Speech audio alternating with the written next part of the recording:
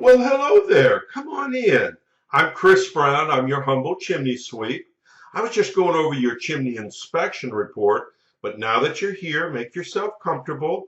Let's go over it together, shall we?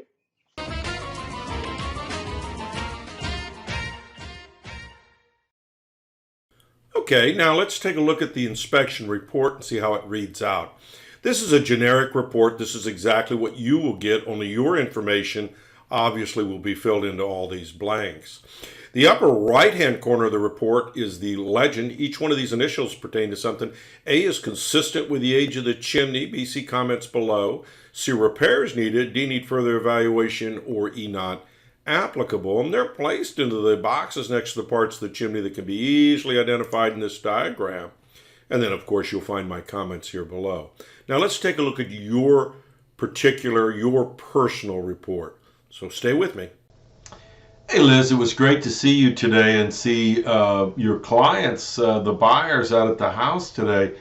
What a pretty family and beautiful house, great location. Let's take a look around. So we're looking at the top of the living room wood burning fireplace. And this is the traditional chimney cap that came with that system. Now that's a prefab fireplace. It means simply that it came out of a cardboard box, was assembled on the site, generally by carpenters. But a little bit of rust going on here and some rust going on the top of the chimney as well on the chase top, and there's gaps in here that need to be filled with caulk. So really what needs to be done is a painter needs to go up there and do a little caulking, paint the top of the chimney to keep the rust from causing you to have to replace the cap and chase top pan in the future, which would be very, very expensive.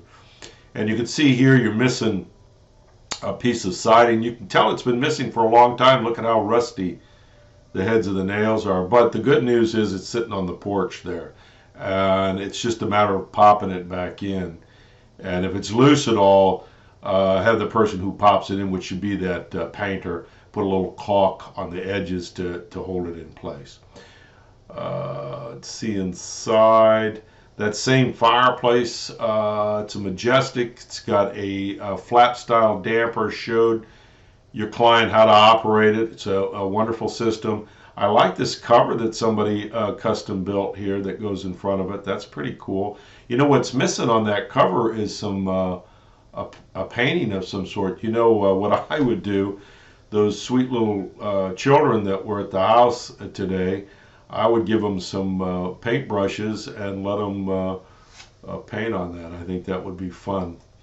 Flap damper in the closed position. Flue system looks good, no problems with that. Let's go into the den. So this is a direct vent fireplace. What that actually just means is it vents straight out to the outdoors right here, simply not using a traditional flue system going up.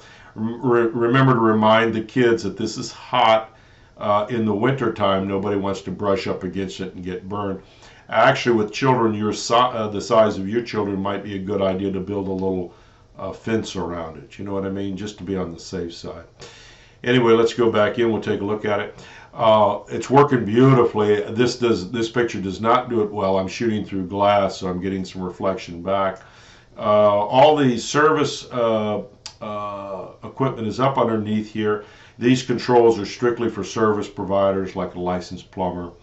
House switch just above the unit, just on off. This is what the unit looks like in a depiction here of you get plenty of convective and reflected or radiant heat into the house with these things. They're just wonderful. They're very energy efficient. You're going to get have lots of good luck out of both fireplaces. Questions for me, give me a call, 704-526-6348. You can email me at chris@affordablesweep.com. Thanks.